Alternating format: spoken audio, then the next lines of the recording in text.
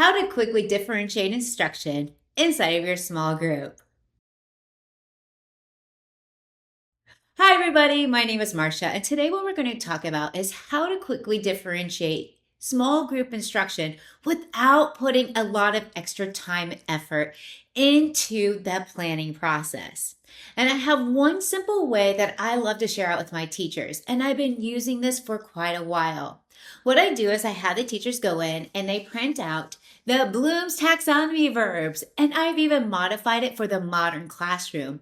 But what we have our teachers do is they have this sitting, yes, we print it, and we have it sitting right beside their small group instruction. They don't modify the lessons until that group comes back, say your struggling students, and when the struggling students are there, they go through and pick a verb. Let me give you an example of how I do that. You ready? Let's dive on in. Okay, so what you see on the screen is an example of my Bloom's Taxonomy verbs. I always have my teachers go ahead and list out the groups of students that they're going to be working with, from their struggling students to the middle group to the middle high and even their extending groups, because all students need to grow and move towards that achievement piece throughout the school year. So when I pull back my students, let's say I'm going to start with my high flyers first. When they come back to my small group, I am going to have my lesson, and I'm going to do it on phases of the moon. So my students are going to be doing the same lesson of phases of the moon through all of my small groups. But I changed the verb. That's right. When I go in, I look at the students that are going to be in my high flyer group. They are going to come in and we're going to pick a verb that they are going to work on. So since I'm working on phases of the moon, I will decide before they come back, let's go ahead and role play. Wouldn't it be great if the students at that higher level could role play different phases of the moon? Or maybe what we could do is we could have them construct or publish an anchor chart about the phases of the moon. Now, that might take more than our 8 to 10 minutes that we have in our small group, but don't worry. What I do is I start my students out in my small group. We talk about the phases of the moon. Their goal as a group is to go over to kind of like a holding zone where they're going to be hanging out and working on the phases of the moon, publishing projects such as an anchor chart. When they're done, they keep working on their checklist. Okay, now let's go to our middle high students.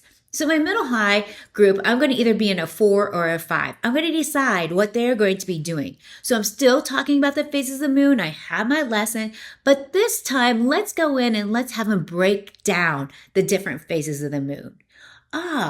Same lesson, breaking it down. This should take about 8 to 10 minutes. But remember, let them do a little bit more talking than you do, so that way they're really enhancing that skill. Okay, now let's go to our middle low students.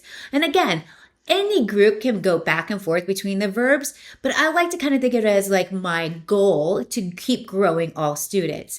So now I can go between a 2 and a 3. So let's go in and I want them to illustrate. So together as a team, we're going to go in and illustrate those phases of the moon. And of course, having little cards and examples of the phases of the moon can really help as well. And now with my struggling students who are really just not grasping the concept of phases of the moon, I'm going to come down here to 1 and I'm going to pick one. And what I'm going to do is I'm going to have them sort. I have the phases of the moon cards already because we use those all the time in the science classroom. And I'm just going to have them sort and put them in order. So I think that would be an easy way for them to understand the phases of the moon. Wow. We just constructed 4 differentiated small groups by just changing the verb. Give it a try. An easy way to deploy differentiated small groups right inside of your small group is 1, grab a copy of the Bloom's Taxonomy verbs. 2, list out your student who you're going to meet with. And 3, just change the verb. Thanks guys for hanging with me, and I hope you've enjoyed this quick little video on how to differentiate your small group.